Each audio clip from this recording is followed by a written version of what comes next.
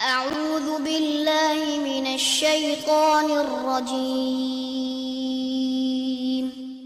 بسم الله الرحمن الرحيم الحمد لله رب العالمين والصلاة والسلام على نبينا محمد وعلى آله وصحبه أجمعين اما بعد۔ آج ہم اللہ کے فضل و کرم سے عمدۃ الاحکام کے ساتھ ہیں۔ عمدۃ الاحکام ان احادیث پہ مشتمل ایک عظیم الشان کتاب ہے جن کا تعلق احکام و مسائل سے ہے، جن کا تعلق فقہ سے ہے، اور وہ احادیث جو فقہی ہیں لیکن بخاری مسلم میں آئی ہیں، ان احادیث کو اس کتاب میں ذکر کیا گیا ہے۔ آج ہم پڑھیں گے حدیث نمبر 95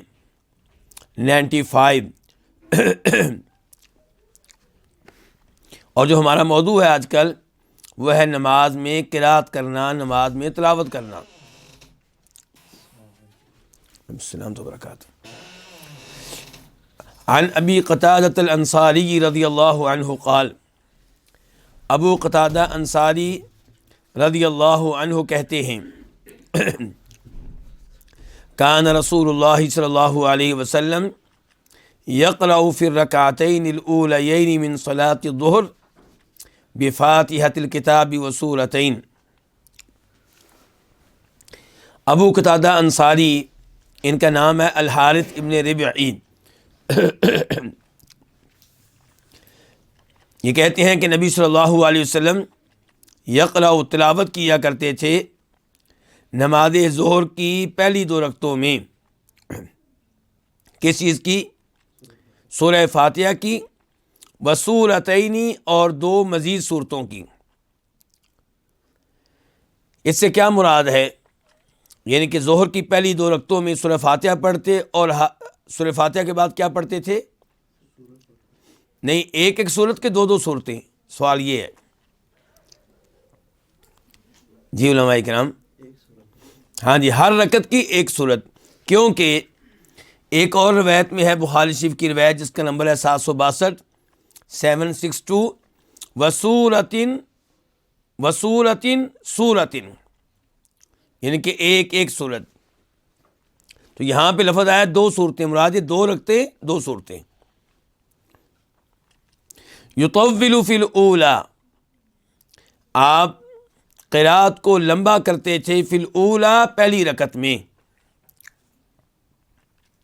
ویقصر فی الثانیہ، اور دوسری رکعت میں قرات کو مختصر کر دیتے تھے۔ ایسا کیوں ہوتا تھا؟ علماء کرام نے اس کی وجہ اور اس کی حکمت یہ بیان کی ہے کہ پہلی رکعت میں انسان زیادہ قوت میں ہوتا ہے، زیادہ نشاط میں ہوتا ہے، اور دوسری رکعت میں وہ تھوڑا سا تھک چکا ہوتا ہے، پہلی رکعت کے بعد دوسری رکعت۔ تو اس لیے آپ نے یہ ترتیب رکھی کہ پہلی رکعت میں قرات کو لمبا کرتے تھے اور دوسری میں مختصر کرتے تھے۔ اور یہ گفتگو کس نماز کے بارے میں ہو رہی ہے؟ فی الحال نماز ظہر کے بارے میں۔ یسمعون الآیۃ احیانا، ہمیں کوئی آیت کبھی کبھی سنا دیا کرتے تھے، یعنی کہ ویسے تو ظہر کی نماز میں آپ کی قرات سری ہوتی تھی، آہستہ آواز سے ہوتی تھی، لیکن کبھی کبھی آپ کوئی آیت اونچی آواز سے بھی پڑھ دیا کرتے تھے۔ اور یہاں پہ یہ بات بھی میں کہہ دوں، میرے ذہن میں آ گئی ہے کہ قرات میں ہونٹ ہلنے چاہیے، زبان کو حرکت کرنی چاہیے۔ قرات دل میں نہیں ہوگی، دل میں جو کچھ آپ کرتے ہیں اس کو قرات نہیں کہتے، اس کو سوچنا کہتے ہیں۔ تو نماز میں قرات کی جائے گی، قرات کی جگہ پہ سوچنے پہ اکتفا نہیں کیا جائے گا۔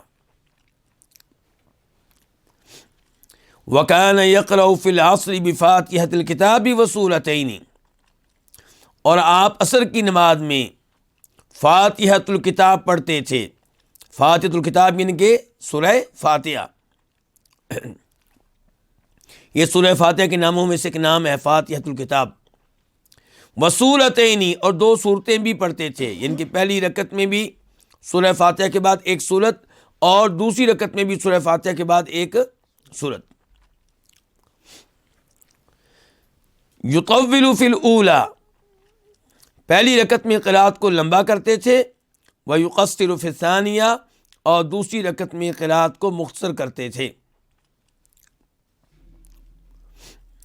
وفی الرکعتین الاخریین بأم الکتاب، اور آخری 2 رکعتوں میں آپ ام الکتاب پڑھتے تھے۔ ام الکتاب کیا ہے؟ یہ بھی سورہ فاتحہ کے ناموں میں سے ایک نام ہے، یعنی کہ آخری 2 رکعتوں میں صرف سورہ فاتحہ پڑھتے تھے، سورہ فاتحہ کے بعد مزید تلاوت نہیں کرتے تھے۔ اس پہ مزید گفتگو ہوگی۔ وَكَانَ يُطَوِّلُ فِي الرَّكْعَةِ الْأُولَى فِي صَلَاةِ الصُّبْحِ، اور آپ صبح کی نماز کی پہلی رکعت میں قرات کو لمبا کرتے تھے، وَيُقَصِّرُ فِي الثَّانِيَةِ، اور دوسری رکعت میں قرات کو مختصر کرتے تھے۔ اس حدیث کو روایت کیا امام بخاری نے، اور نمبر ہے 759 759 اور 762 762 776 776۔ اس کا مطلب یہ ہے کہ امام بخاری اس حدیث کو صحیح بخاری میں کئی بار لے کر آئے ہیں، اور یہ معقول ہے، کوئی عجیب بات نہیں ہے، کیونکہ اس حدیث میں کوئی ایک مسئلہ نہیں آیا، کئی مسائل آئے ہیں۔ مثال کے طور پہ کبھی امام بخاری اس کو ذکر کر سکتے ہیں ظہر کی نماز کے باب میں، کبھی عصر کی نماز کے باب میں، کبھی فجر کی نماز کے باب میں، کبھی یہ بیان کرنے کے لیے کہ پہلی رکعت لمبی ہونی چاہیے، دوسری مختصر ہونی چاہیے، کبھی یہ بیان کرنے کے لیے مثال کے طور پہ کہ ظہر عصر کی نمازوں میں بھی امام صاحب کوئی آیت اونچی آواز سے پڑھ سکتے ہیں، اس میں کوئی حرج نہیں ہے۔ تو بہت سے مسائل ثابت ہوتے ہیں اس حدیث سے۔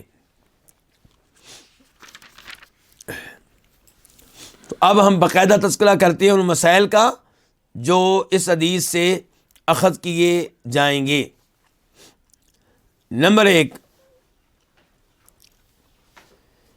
کہ ظہر عصر کی پہلی 2 رکعتوں میں سورہ فاتحہ کے بعد مزید تلاوت کرنا بھی مستحب ہے، نبی علیہ الصلوۃ والسلام سے ثابت ہے، آپ کی سنت ہے۔ نمبر 2 ظہر عصر کی آخری 2 رکعتوں میں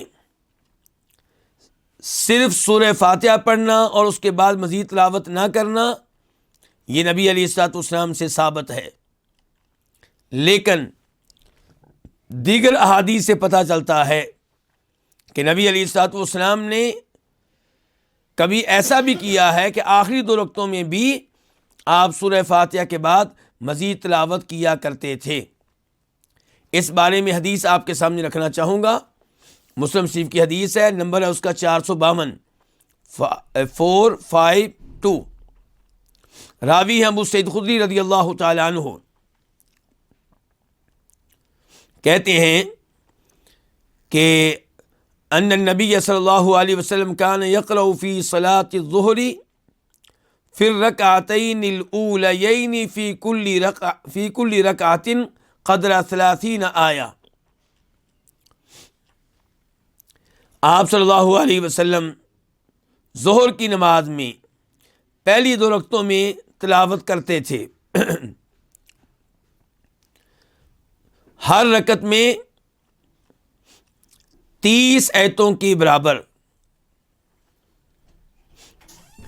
اور آخری 2 رکعتوں میں اس سے آدھی قرات کرتے تھے۔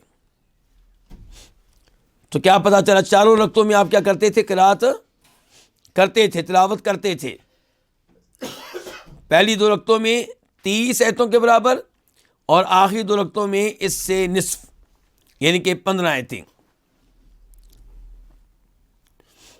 وفی العصر فی الرکعتین الاولیین فی کل رکعۃ قدر قراءۃ 15 آیہ، اور عصر کی نماز میں پہلی 2 رکعتوں میں ہر رکعت میں تقریباً 15 آیتوں کے برابر آپ تلاوت کیا کرتے تھے. وفی الاخریین قدر نصف ذالک، اور آخری 2 رکعتوں میں 7 آیتوں کے برابر آپ تلاوت کیا کرتے تھے. اب خلاصہ کیا ہوا کہ ظہر اور عصر کی پہلی 2 رکعتوں میں سورہ فاتحہ کے بعد ہمیشہ تلاوت کرنی چاہیے، اور آخری 2 رکعتوں میں تلاوت کریں تو یہ نبی علیہ الصلوۃ والسلام سے ثابت ہے، اور نہ کریں تو یہ بھی ثابت ہے. جب دونوں طرح ثابت ہے تو تلاوت کرنا افضل ہوگا کہ تلاوت نہ کرنا؟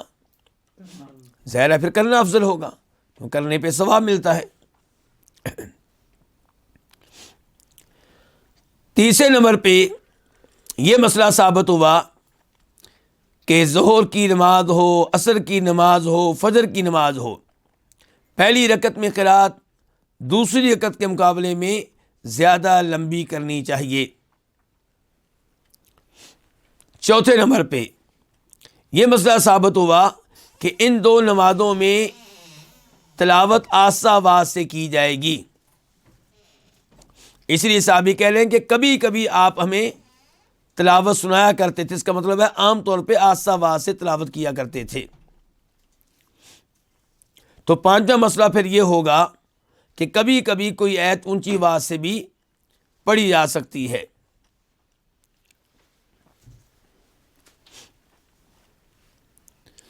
اگر کوئی آدمی تنہا نماز پڑھ رہا ہو تو وہ سورہ فاتحہ کے بعد مزید تلاوت کرے گا یا نہیں کرے گا؟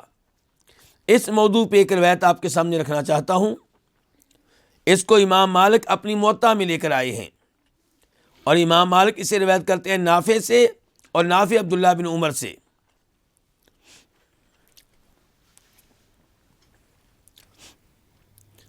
نافع کہتے ہیں کہ انہ کان اذا صلی وحدہ یقرأ فی الاربع جمیعا، کہ عبداللہ بن عمر رضی اللہ تعالیٰ عنہما جب تنہا نماز پڑھتے تھے تو 4 رکعتوں میں تلاوت کیا کرتے تھے. فی کل رکعۃ بأم القرآن وسورۃ من القرآن، ہر رکعت میں سورہ فاتحہ بھی پڑھتے اور مزید بھی قرآن کی کوئی نہ کوئی سورت پڑھتے تھے. وکان یقرأ احیانا بالسورتین والثلاث، اور کبھی کبھی وہ 2 سورتیں بھی پڑھ لیتے تھے، کبھی 3 بھی پڑھ لیتے تھے. پھر رکعت الواحدہ، ایک ہی رکعت میں، اور یہ بات ہو رہی ہے من صلاۃ الفریضہ، فرض نماز کی. اور سند جو ہے وہ شک و شبہ سے بالاتر ہے. کیوں جی دیکھ رہے ہیں نا آپ، امام مالک کس سے؟ نافع کس سے؟ عبداللہ بن عمر سے. تو یہ تھی حدیث نمبر 95 اب ہم بڑھتے ہیں حدیث نمبر 96 کی طرف. 96 عن جبیر بن مطعم رضی اللہ تعالی عنہ، روایت ہے جبیر بن مطعم بن عدی رضی اللہ عنہ سے، قال، انہوں نے کہا، سمعت النبی صلی اللہ علیہ وسلم، میں نے سنا نبی علیہ الصلوۃ والسلام کو کہ یقرأ، آپ تلاوت فرما رہے تھے، فی المغربی، نماز مغرب میں تلاوت کی صورت کی کر رہے تھے، بالطور، سورہ طور کی. اس کو روایت کیا امام بخاری نے، نمبر ہے اس کا 765 765، اور امام مسلم نے نمبر ہے وہاں پہ 463 463. جبیر بن مطعم نے کب نبی علیہ الصلوۃ والسلام سے یہ تلاوت سنی؟ مسلمان ہونے کے بعد یا زمانے کفر میں؟ تو جواب یہ ہے کہ انہوں نے یہ تلاوت سنی ہے اللہ کے نبی علیہ السلام سے زمانے کفر میں. اور یہ حدیث بیان کب کی ہے؟ مسلمان ہو جانے کے بعد. تو اس سے پتہ چلا کہ اگر کسی نے زمانے کفر میں نبی علیہ الصلوۃ والسلام کو کچھ کہتے ہوئے سنا یا کچھ کرتے ہوئے دیکھا اور زمانہ اسلام میں بیان کیا تو اس کی یہ بات قابل اعتبار ہوگی اور شریعت کا حصہ قرار پائے گی.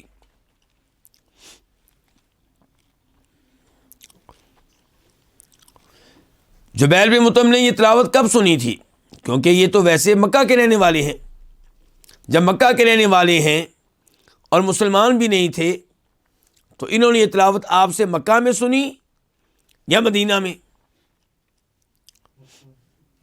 مکہ میں ممکن نہیں ہے کہ آپ اس طرح با جماعت نماز پڑھائیں کہ لوگ تلاوت سن رہے ہوں. وہاں پہ اعلانیہ نماز پڑھانا اس انداز سے ممکن نہیں تھا. تو بخاری میں جب یہ حدیث آئی ہے 3050 کے طور پہ 3050، تو وہاں پہ یہ وضاحت ہے کہ جبیر بن مطعم اصل میں مدینہ آئے تھے نبی علیہ الصلوۃ والسلام سے مذاکرات کرنے کے لیے. کس موضوع پہ؟ شاید آپ میں سے کسی کو یاد آ گئی ہو حدیث. کس موضوع پہ؟ بدر کے قیدیوں کے موضوع پہ. یعنی کہ جو مشرک قیدی بن گئے تھے، مسلمانوں نے گرفتار کر لیے تھے، ان کی رہائی کے موضوع پہ مذاکرات کرنے کے لیے مدینہ آئے تھے. تب انہوں نے نبی علیہ الصلوۃ والسلام سے یہ تلاوت سنی تھی. اور بخاری میں یہ حدیث آئی ہے 4023 بھی 4023، اور وہاں پہ کہتے ہیں کہ جب میں نے یہ تلاوت سنی تب ایمان میرے دل میں بیٹھ گیا. اسلام قبول تو میں نے نہیں کیا، اعلان تو نہیں کیا، لیکن میرے دل میں ایمان بیٹھ گیا تھا. کہتے ہیں کہ آپ اس صورت کی تلاوت کرتے کرتے جب اس آیت پہ پہنچے ام خلقوا من غیر شیء ام هم الخالقون، کہ کیا یہ بغیر کسی خالق کے پیدا ہو گئے، خود ہی پیدا ہو گئے ہیں. ام هم الخالقون، یا یہ خود اپنے خالق ہے، خود انہوں نے اپنے آپ کو پیدا کیا ہے، ان کا کوئی خالق نہیں ہے، بغیر کسی خالق کے وجود میں آ گئے، یا یہ خود اپنے خالق ہیں. ام خلق السماوات والارض، کیا انہوں نے آسمان و زمین کو پیدا کیا ہے؟ کہتے ہیں جب یہ الفاظ میں نے سنے قریب تھا کہ میرا دل اڑ جائے، قریب تھا کہ میرا دل اڑ جائے. دیکھیے قرآن کی تاثیر. حالانکہ اس معنی میں وہ مسلمان نہیں ہے. جب انسان قرآن کا معنی جانتا ہو، مفہوم جانتا ہو، توجہ سے سنے، دھیان سے سنے، تو یہ ہے قرآن کی تاثیر. اس حدیث سے مسائل ہمیں کیا کیا معلوم ہوئے؟ ایک مسئلہ تو پہلے میں نے بیان کر دیا ہے کہ اگر کوئی زمانہ کفر میں حدیث سنتا ہے تو زمانہ اسلام میں بیان کرتا ہے تو اس کی حدیث کیا ہے؟ قابل قبول ہے. دوسرے نمبر پہ یہ پتہ چلا کہ مغرب کی نماز میں تلاوت اونچی آواز سے کرنی چاہیے.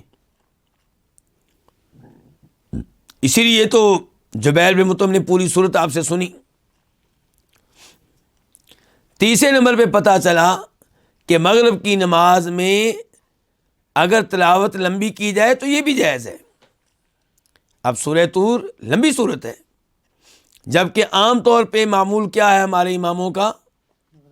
مغرب کی نماز میں کون سی صورتیں پڑھتے ہیں؟ قصار مفصل.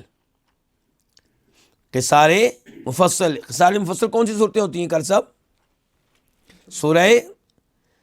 سورہ زلزلہ سے لے کے سورہ ناس تک، سورہ زلزلہ سے لے کے سورہ اذا زلزلت الارض سے لے کے سورہ ناس تک. اور اس کے پیچھے ایک حدیث بھی ہے، نسائی شریف کی حدیث ہے، روایت کرنے والے ہیں سلیمان بن یسار. کہتے ہیں کہ ابو ہریرہ رضی اللہ تعالیٰ کہنے لگے کہ میں نے کسی آدمی کے پیچھے نماز نہیں پڑھی جس کا طریقہ نماز نبی علیہ الصلوۃ والسلام سے مشابہت رکھتا ہو فلاں آدمی سے بڑھ کر. نام لیا انہوں نے کسی آدمی کا.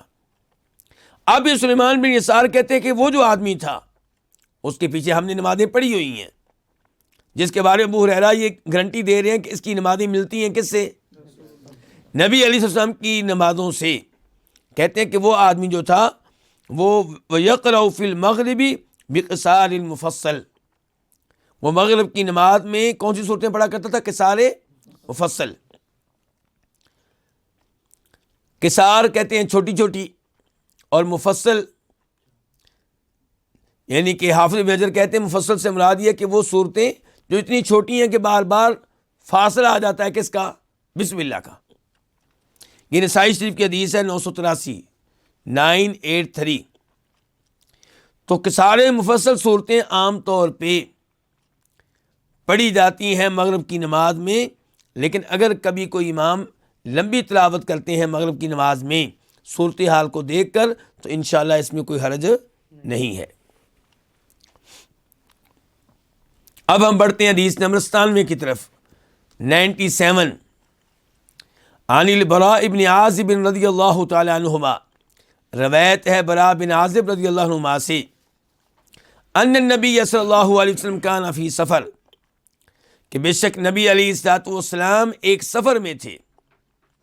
فصلی العشاء الآخرہ، تو آپ نے آخری عشاء کی نماز پڑھائی. کیا مطلب ہے جی آخری عشاء کی نماز؟ جی ہاں، مجھے خطرہ یہ تھا کہ کوئی یہ نہ کہہ دے کہ آپ کی زندگی کے آخری عشاء کی نماز. نہیں، یہ مراد نہیں. یہاں پہ کیا نماز ہے؟ یعنی کہ عشاء کی دو نمازیں اصل میں. مغرب کی نماز جو ہے یہ بھی عشاء کی ہے، رات کی نماز ہے نا، اور جس کو ہم عشاء کہتے ہیں وہ بھی عشاء کی ہے. تو اس لیے براء بن عازب نے اچھی طرح وضاحت کرتے ہوئے کہہ دیا کہ میری مراد مغرب کی نماز نہیں ہے، بلکہ میری مراد وہ ہے جو رات کی نمازوں میں سے دوسری نماز ہے، آخری نماز ہے. تو آپ نے عشاء کی نماز پڑھائی. فقرأ فی احدى الرکعتین، آپ نے 2 رکعتوں میں سے ایک میں تلاوت کی کس کی؟ بالتین والزیتون، سورہ تین والزیتون کی. یہ کون سی صورتوں میں سے ہے جی؟ اوساط مفصل. اوساط مفصل ان کے مفصل صورتیں اصل میں ان کا آغاز کہاں سے ہوتا ہے؟ سورہ حجرات سے یا سورہ قاف سے، اختلاف ہے. آپ سورہ قاف کہہ لیں بقول حافظ ابن حجر کے سورہ قاف. تو سورہ قاف سے لے کے سورہ ناس تک ہیں مفصل صورتیں، چھوٹی صورتیں جن میں بار بار فاصلہ آتا ہے بسم اللہ کا. اب ان مفصل صورتوں میں سے جو بہت چھوٹی ہیں ان کو کہتے ہیں قصار، سورہ زلزلہ سے لے کے ناس تک. اور جو درمیانی چھوٹی ہیں وہ ان کا آغاز ہوتا ہے سورہ بروج سے، طارق سے، سورہ بروج طارق سے لے کے سورہ بینہ تک. اور جو طوال مفصل ہیں، لمبی مفصل صورتیں، وہ سورہ قاف سے لے کے سورہ بروج تک. تو یہ آپ نے عشاء کی نماز میں کون سی صورت پڑھی؟ پھر اوساط مفصل صورتوں میں سے پڑھی آپ نے. فما سمعت احدا احسن صوتا او قراءة منہ، میں نے کسی کو نہیں سنا جو آواز کے اعتبار سے آپ سے زیادہ اچھا ہو، جس کی آواز آپ سے زیادہ خوبصورت ہو، ایسا آدمی میں نے کوئی نہیں سنا.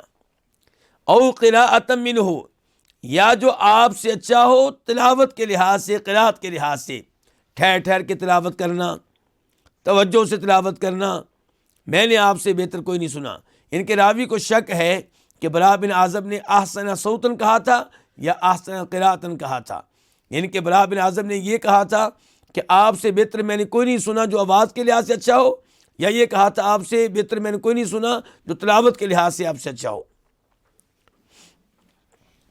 بخاری شریف کی حدیث ہے، نمبر ہے 769 769، اور مسلم میں بھی آئی ہے 464 464.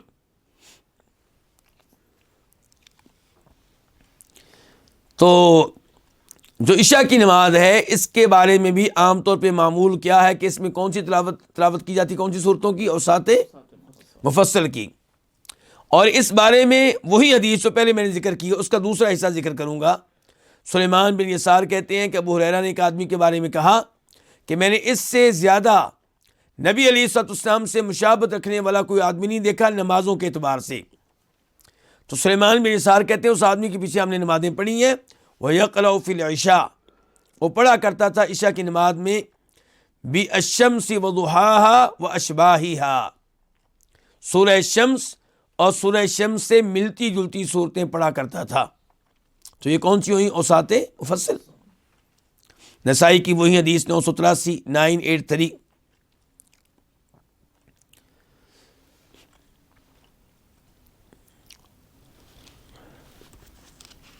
تو یہاں پہ آپ سفر میں تھے، سفر میں آپ نے اس سورت کی تلاوت کی ہے، تو اس سے پتہ چلا کہ سفر کے لحاظ سے بھی مناسب یہی ہے کہ لوگ تھکے ہوتے ہیں تو اس موقع پہ بہت لمبی تلاوت نہ کی جائے۔ اور یہ پتہ چلا کہ نماز میں تلاوت بڑے ہی دھیان سے کرنی چاہیے، توجہ سے کرنی چاہیے۔ جو اللہ نے آپ کو آواز دی ہے وہ پیاری سے پیاری آواز آپ نکالیں، اللہ تعالیٰ کے لیے، اللہ کے کلام کو پڑھنے کے لیے، اللہ کو اپنا کلام سنانے کے لیے اللہ کی دی ہوئی آواز میں سے بہترین آواز نکالیں۔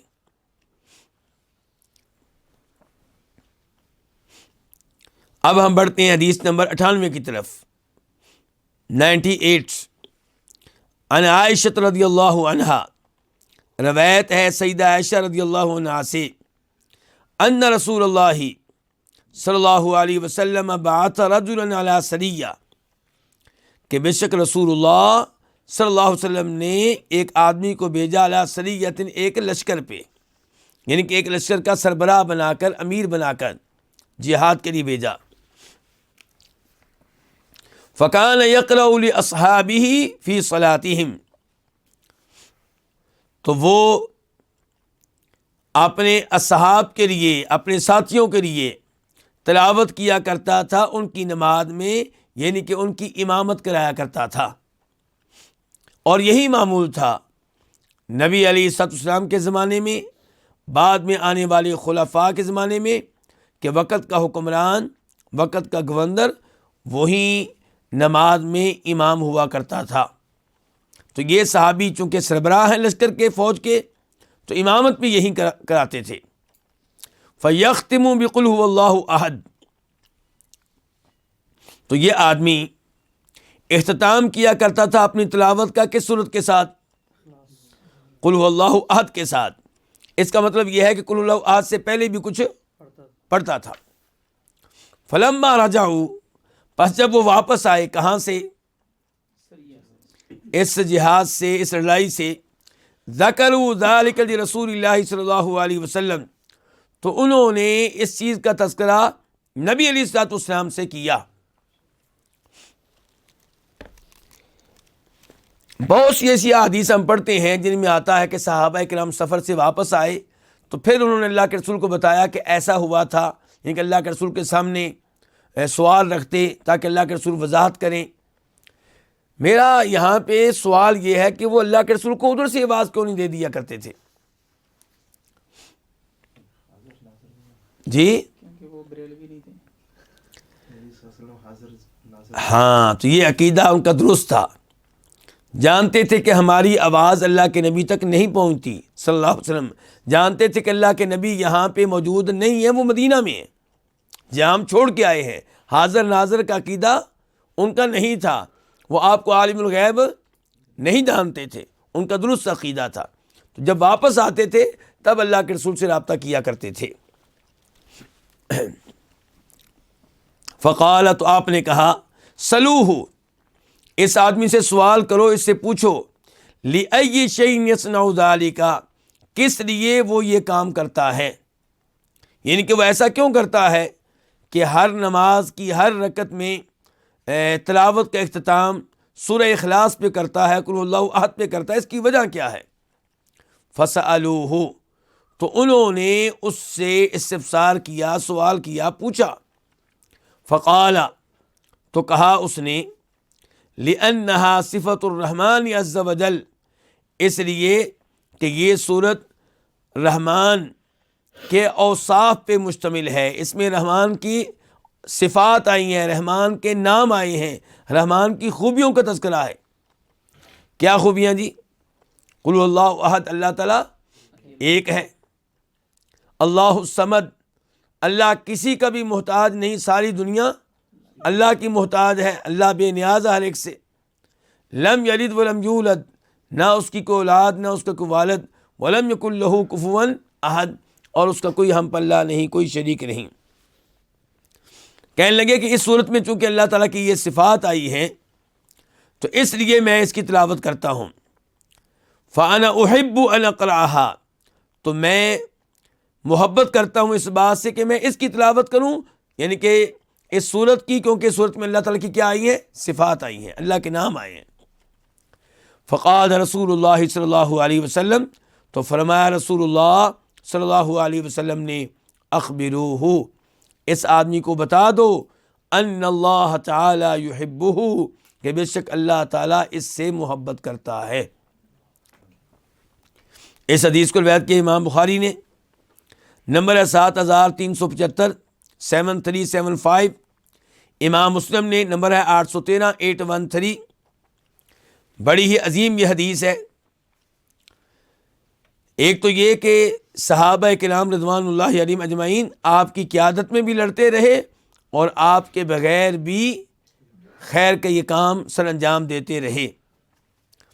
دوسرے نمبر پہ پتہ چلا اس مسئلے کا جس کا پہلے تذکرہ کر چکا ہوں کہ آج بھی مسلمان حکمرانوں کو چاہیے، گورنروں کو چاہیے، شہر کا جو بڑا آفیسر ہے اس کو چاہیے کہ جو شہر کی مین مسجد ہے، مرکزی مسجد ہے، اس میں خود امامت کرائے۔ تیسرے نمبر پہ نبی علیہ الصلوۃ والسلام نے معلوم کرایا کہ وہ صاحب ایسا کیوں کرتے ہیں۔ یہ کیوں معلوم کیا؟ اس لیے کہ یہ بھی ممکن تھا کہ بغیر کسی وجہ کے وہ ایسا کرتے ہوں، ایک اتفاق ہو کہ ایسا کرتے ہوں، اس لیے آپ نے معلوم کروایا کہ ان سے پوچھا جائے کہ وہ ایسا کیوں کرتے ہیں۔ تو پتہ چلا کہ رحمان کی صفات سے ان کو محبت ہے، اور سورہ اخلاص میں رحمان کی صفات آئی ہیں، تو اس لیے وہ ایسا کرتے ہیں۔ تو جو رحمان کے کلام سے محبت کرے، رحمان کی صفات سے محبت کرے، وہ رحمان کا کیا بن جایا کرتا ہے؟ محبوب بن جایا کرتا ہے۔ تو ہمیں چاہیے کہ ہم اللہ تعالیٰ کی ذات میں دلچسپی لیں، اللہ کے ناموں میں دلچسپی لیں، اللہ کی صفات میں دلچسپی لیں، اور اللہ کے کلام کی تلاوت توجہ سے کریں، ترجمہ سیکھیں، غور و فکر کریں، تاکہ ہم بھی اللہ کے محبوب بندے بن جائیں۔ لیکن ہماری صورتحال کیا ہے؟ صبح صبح ایک رکوع دو رکوع تلاوت کر لیتے ہیں اور اس کے بعد سارا دن گانے سنتے ہیں۔ مسلمان کیا سنتے ہیں جی؟ گانے، میوزک، شیطان کی آواز سنتے ہیں، رحمان کو ناراض کرتے ہیں۔ اور صبح کی تلاوت بھی صرف اس لیے ہے کہ اس کا فائدہ یہ ہوگا کہ آج سارا دن کوئی مصیبت نہیں آئے گی، دکان میں آگ نہیں لگے گی، کاروبار اچھا چل پڑے گا، بس یہ، یعنی کہ یہ ذہن میں نہیں ہے کہ رب راضی ہو جائے، یہ ذہن میں نہیں ہے کہ اللہ میری تلاوت سن رہا ہے تو میں بہترین تلاوت کروں، توجہ سے تلاوت کروں، رحمان کی مجھے محبت مل جائے، میں اللہ کے قریب ہو جاؤں۔ یہ ہمارے ذہنوں میں نہیں ہے۔ اللہ تعالی ہمیں ہدایت دے۔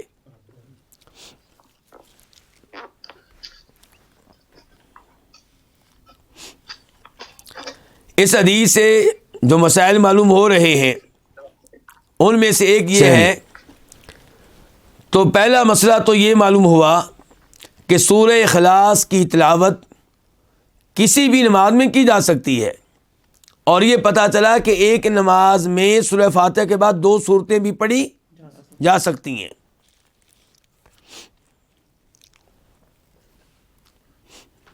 اور یہ بھی پتہ چلا اس سے کہ پہلی رکعت کے بعد دوسری رکعت میں آپ کسی ایسی سورت کی تلاوت کر سکتے ہیں جو پہلی رکعت کی تلاوت کردہ سورت سے پہلے کی ہو۔ یہ میں اس لیے کہہ رہا ہوں کہ ہمارے حنفی علماء کرام ان کا موقف کیا ہے جی؟ ترتیب ضروری ہے، بغیر ترتیب کے آپ تلاوت نہیں کر سکتے۔ تو اب یہاں پہ دیکھیے، پہلی رکعت میں اگر پڑھی گئی ہے سورہ نساء مثال کے طور پہ، ساتھ پڑھی گئی ہے اخلاص، اب اگلی رکعت میں وہ کیا پڑھیں گے؟ سورہ اخلاص سے پہلی والی کوئی صورت پڑھیں گے نا۔ تو اس کا مطلب یہ ہے کہ اس میں کوئی حرج نہیں ہے۔ اور یہ بھی کہ سورہ اخلاص کی بار بار تلاوت کی جا سکتی ہے. یہ بھی پتہ چلا کہ دونوں رکعتوں میں ایک تلاوت بھی کی جا سکتی ہے. نبی علیہ السلام سے ثابت ہے کہ آپ نے ایک بار دونوں رکعتوں میں ایک ہی سورت کی تلاوت کی، تو اس میں کوئی حرج نہیں ہے. اور یہ بھی پتہ چلا کہ انسان کو تلاوت نماز میں توجہ سے کرنی چاہیے، دھیان سے کرنی چاہیے، کہ دیکھیں نا یہ توجہ سے کرتے تھے تلاوت کہ یہ رحمان کی صفات کا تذکرہ ہو رہا ہے. اور یہ بھی پتہ چلا کہ قرآن کریم فضیلت کے لحاظ سے قرآن کا ایک حصہ دوسرے سے آگے ہو سکتا ہے، اس میں کوئی حرج والی بات نہیں. کئی گمراہ فرقے اس کا انکار کرتے ہیں، جبکہ حقیقت یہ ہے کہ یہ ثابت ہے. قرآن کریم کی سب سے عظیم سورت کون سی ہے جی؟ سورہ اخلاص. قرآن کریم کی سب سے عظیم آیت کون سی ہے؟ آیت الکرسی. تو ان کو دوسری آیات پہ، دوسری صورتوں پہ فضیلت حاصل ہے. گمراہ فرقے کہتے ہیں جی یہ کیسے ممکن ہے، کلام ایک اللہ کا، انسان کا کلام. وہ تو آپ کہہ سکتے ہیں جی مولوی صاحب کا فلاں والا درس اچھا تھا اور یہ والا درس اتنا اچھا نہیں ہے. آپ کہہ سکتے ہیں کہ عمدۃ الاحکام کا آج کا درس یہ اچھا ہے کل کے درس سے، یا کل کا درس اس سے اچھا تھا. ایسی گفتگو کی جا سکتی ہے، حالانکہ درس دینے والا ایک ہی آدمی ہے، کیونکہ انسان کے حالات تبدیل ہوتے رہتے ہیں. علم اس کا کبھی مطالعہ اچھا کیا ہوتا ہے، کبھی نہیں کیا ہوتا. مزاج کبھی، موڈ کبھی ہوتا ہے، کبھی نہیں ہوتا. 100 باتیں ہو سکتی ہیں. کہتے ہیں اللہ کے بارے میں تو ایسا نہیں ہو سکتا. تو اس لیے ہم نہیں کہہ سکتے کہ اللہ کا ایک کلام دوسرے کلام سے افضل ہے. اللہ کا کلام سارے کے سارا ایک جیسا ہے. امام ابن تیمیہ رحمہ اللہ نے کہا بھئی صحیح حدیث سے ثابت ہے، کیوں انکار کرتے ہو؟ جہاں تک تعلق ہے کہ ایک اللہ کا کلام ہے، تو آپ یہ نہ دیکھیں کہ کلام کرنے والا کون ہے. اس معاملے میں یہ دیکھیں کہ کلام کیا ہے. سورہ اخلاص میں تذکرہ ہے کس کا؟ اللہ کی صفات کا، اللہ کے ناموں کا. یہ صورت افضل ہو گئی. سورہ لہب سے، سورہ جہاں تذکرہ کس کا ہے؟ ابو لہب کا، اس کی بیگم کا. تو ہے وہ بھی اللہ کا کلام اور یقیناً عظیم کلام ہے، لیکن ظاہر ہے کہ وہ اللہ کا کلام جس میں اللہ کے نام آئے ہیں، اللہ کی صفات آئی ہیں، وہ اس سے افضل ہوگا جس میں تذکرہ کس کا آیا؟ ابو لہب کا آیا. تو یہ کوئی عجیب بات نہیں ہے. اس سے یہ بھی پتہ چلا کہ آپ اپنے آفیسر، اپنے گورنر کی شکایت بڑے آفیسر کے سامنے رکھ سکتے ہیں، جبکہ مقصد کیا ہو؟ اصلاح. مقصد کیا ہو؟ اصلاح. اسی لیے صحابہ کرام نے آپ بتایا آ کر کہ جس کو آپ نے ہمارا کمانڈر مقرر کیا تھا وہ اس طرح کرتا رہا ہے. اور یہ بھی پتہ چلا کہ اللہ تعالیٰ کی محبت پانے کا ایک طریقہ یہ ہے کہ اللہ تعالیٰ کا وہ کلام جس کلام میں اللہ کے نام اور صفات آئی ہیں اس کا اہتمام کیا جائے. اور سورہ اخلاص کی فضیلت کا بھی علم ہوا. اس کے بعد حدیث نمبر 99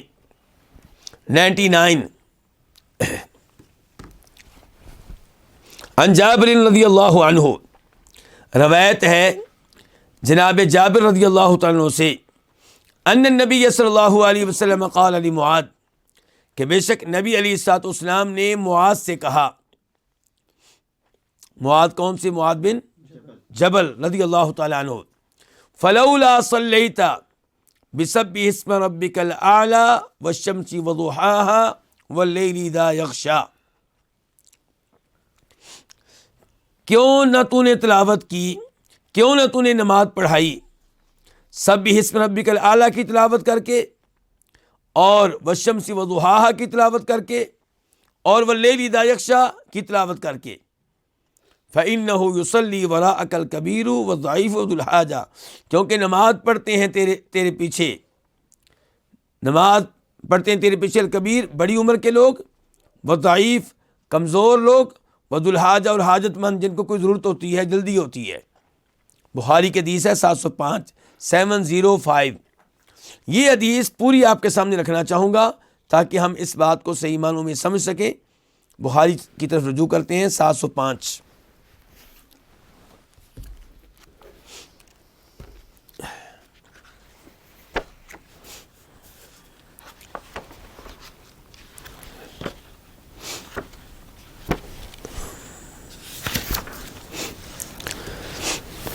تو راوی وہی ہیں جابر بن عبداللہ انصاری، کہتے ہیں کہ اقبل رجل بناضحین وقد جنح اللیل، ایک آدمی آیا اور اس کے پاس اس کے 2 اونٹ تھے آب پاشی والے۔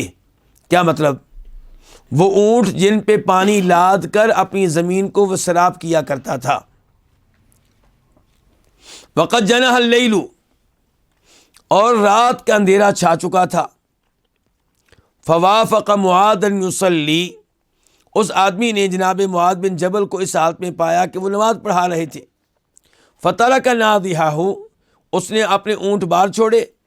واقبل الی معاذ، اور مسجد میں آیا جناب معاذ کی طرف اور ان کا مقتدی بن گیا۔ فقال بسورۃ البقرہ او النساء، تو انہوں نے تلاوت کی سورہ بقرہ کی یا سورہ بقرہ کتنے پارے ہیں جی؟ 28 پارے۔ دیگر روایات سے پتہ چلتا ہے وہ سورہ بقرہ ہی تھی۔ فانطلق الرجل، تو یہ آدمی چل پڑا۔ کیا مطلب؟ نماز اس نے سائڈ پہ ہو کے مکمل کی اور مکمل کر کے وہ چلا گیا۔ وبلغہ، اور اس کو یہ بات پہنچی کہ ان معاذ نال منہ، کہ جناب معاذ بن جبل نے اس کے خلاف گفتگو کی ہے، یعنی کہ اس کی وضاحت میں علماء کرام نے کہا ہے کہ شاید ان کو منافق قرار دیا تھا کہ یہ منافق آدمی نماز بیچ میں چھوڑ کے چلا گیا۔ فأتی النبی صلی اللہ علیہ وسلم، تو وہ آدمی نبی علیہ الصلوۃ والسلام کے پاس آیا۔ فشکا الیہ معاذن، تو آپ کے پاس پہنچ کے شکایت لگائی کس کی؟ معاذ بن جبل کی۔ فقال النبی صلی اللہ علیہ وسلم یا معاذ افتان انت، اے معاذ کیا آپ لوگوں کو فتنے میں ڈالنے والے ہیں، آزمائش میں ڈالنے والے ہیں؟ یا آپ نے کہا افاتن ثلاث مرار، اس انداز سے 3 بار آپ نے ڈانٹا جناب معاذ بن جبل کو۔ تو تب آپ نے کہا تھا تو کہ تو نے کیوں نہ نماز پڑھائی سبح اسم ربک الاعلی کی تلاوت کر کے، اور سورہ والشمس والضحیٰ کی تلاوت کر کے، اور واللیل اذا یغشیٰ کی تلاوت کر کے، کیونکہ تمہارے پیچھے نماز پڑھتے ہیں بڑی عمر کے لوگ، کمزور لوگ اور حاجت مند۔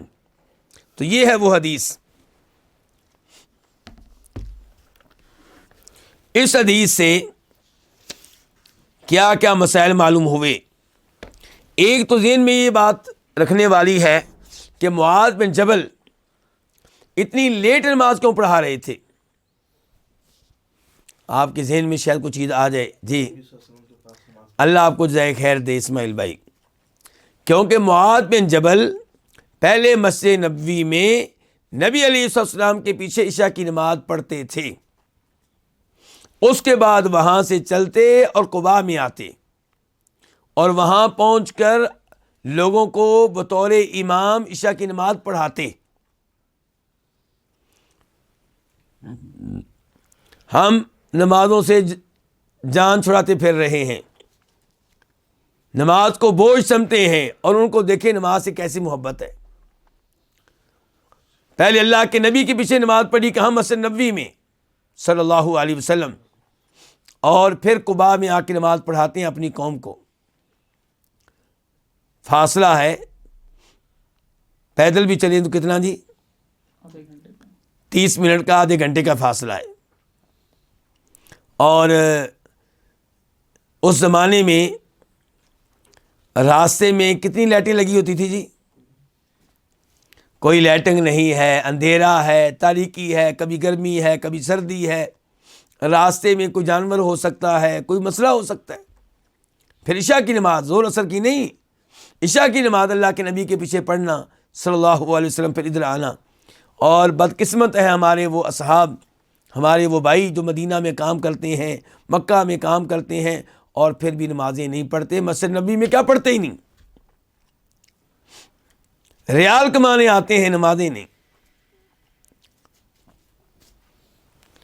تو یہاں پہ معاذ بن جبل کو دیکھیے کہ عشاء کی نماز پڑھنے وہاں پہ جاتے ہیں، اور پھر قباء میں آتے ہیں، نماز پڑھاتے ہیں۔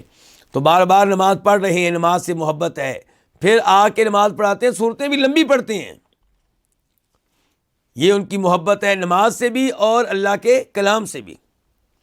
تو یہ صاحب جو تھے یہ سارا دن محنت مزدوری کرتے رہے، کھیتی باڑی کرتے رہے، تو دیکھا کہ نماز قائم ہے تو نماز میں شامل ہو گئے۔ اب نماز میں جناب معاذ بن جبل سورہ بقرہ پڑھ رہے ہیں، 28 پارے ہیں، تھکے ہوئے تھے پہلے ہی، اور اونٹ ویسے بھی باہر چھوڑ کے آئے تھے، تو اس لیے انہوں نے اپنی نماز مکمل کی اور چلے گئے۔ جناب معاذ بن جبل نے ان کے متعلق گفتگو کی، یعنی کہ ایک آدمی نماز چھوڑ کے چلا جائے، امام کو چھوڑ کے چلا جائے، تو یہ ایک بڑی بات تھی۔ تو اس لیے معاذ بن جبل گفتگو کر بیٹھے، تو انہوں نے شکایت لگائی، تو اللہ کے نبی نے اس آدمی پہ ناراضگی کا اظہار نہیں کیا، ناراضگی کا اظہار کس پہ کیا؟ اپنے امام صاحب پہ، جناب معاذ بن جبل پہ، اور انہوں نے کہا کہ آپ ایسی صورتوں کی تلاوت نہیں کرتے، اور یہ صورتیں کون سی ہیں؟ اوساط مفصل ہیں یہ۔ تو حدیث سے ثابت ہو گیا کہ ایسی صورتیں جو ہیں عام طور پہ عشاء کی نماز میں پڑھنی چاہیے، اور خیال رکھنا چاہیے لوگوں کا، کیونکہ لوگوں میں کوئی حاجت مند ہوگا، آپ فارغ ہیں، آج آپ کا دل کر رہا ہے لمبی تلاوت کرنے کو، لیکن دوسرے لوگ نہیں فارغ۔ ہو سکتا ہے کسی نے ایئرپورٹ جانا ہو، جہاز پہ بیٹھنا ہو، اس کی فلائٹ ہو، کسی نے ٹرین پہ بیٹھنا ہو، کسی نے بس پہ بیٹھنا ہو، کسی کا کوئی وعدہ ہو، کسی ڈاکٹر کے پاس اس کا نمبر لگا ہوا ہو، تو اس لیے اگر آپ لمبی نماز پڑھائیں گے تو دوبارہ وہ آدمی ایسی نماز پڑھنے کے لیے مسجد میں نہیں آئے گا، اس کو خطرہ ہوگا کہ مولوی صاحب مجھے کہیں لیٹ ہی نہ کر دیں، اور میرا کہیں نمبر نہ چھوٹ جائے، میری فلائٹ نہ چھوٹ جائے، میری ٹرین نہ چھوٹ جائے۔ اس لیے لوگوں کا ان مسائل میں خیال رکھنا چاہیے۔ نفل نماز آپ لمبی پڑھا سکتے ہیں، کیونکہ نفل نماز میں آپ کا کوئی پابند نہیں ہے، کوئی آپ کے ساتھ پڑھنا چاہتا ہے پڑھے، نہیں پڑھنا چاہتا نہ پڑھے، لیکن فرض نماز مردوں پہ واجب ہے کہ مسجد میں آ کے جماعت کے ساتھ امام کے پیچھے پڑھیں، تو وہاں پہ لوگوں کا خیال رکھنا چاہیے۔ اور اسلام کی خوبی دیکھیے، اسلام معاشرے کے کمزور افراد کی رعایت کرتا ہے، ان کا خیال رکھتا ہے، اور اسلام میں اعتدال ہے۔ جہاں اللہ تعالیٰ کے حقوق ہیں کہ نماز پڑھی جائے، وہاں اللہ کے بندوں کے بھی حقوق کہ نماز ہلکی پڑھائی جائے، فرض نماز، کیونکہ جو آپ کے پیچھے کھڑے ہیں، کسی نے آفس جانا ہے، کسی نے اسکول جانا ہے، کسی نے کالج جانا ہے، کسی کا کہیں پہ کوئی ٹائم طے ہے، کوئی بھی کسی کا مسئلہ ہو سکتا ہے، تو ایسے لوگوں کا خیال رکھنا چاہیے۔ اور پتہ چلا کہ نبی علیہ الصلوۃ والسلام امت پہ کس قدر مہربان تھے، شفقت کرنے والے تھے، اور آپ کا اخلاق بھی کہ آپ نے جناب معاذ بن جبل کو ڈانٹا ہے، لیکن کوئی گالیاں نہیں دیں، کوئی لعن طعن نہیں کیا، بلکہ یہ کہا ہے کہ معاذ کیا آپ لوگوں کو آزمائش میں ڈالنے والے ہیں، لوگوں کو امتحان میں ڈالنے والے ہیں؟ یہ الفاظ آپ نے کہے ہیں، اس سے بڑھ کے آپ نے کچھ نہیں کہا۔ اللہ رب العزت سے دعا ہے کہ اللہ تعالی ہمیں اپنی نمازیں نبی علیہ السلام کے طریقے کے مطابق بنانے کی توفیق عنایت فرمائے، اور اللہ تعالیٰ قرآن کے ساتھ، اپنی ذات کے ساتھ، اپنے ناموں کے ساتھ، اپنی صفات کے ساتھ محبت کرنے کی توفیق عنایت فرمائے۔ وآخر دعوانا ان الحمد للہ رب العالمین۔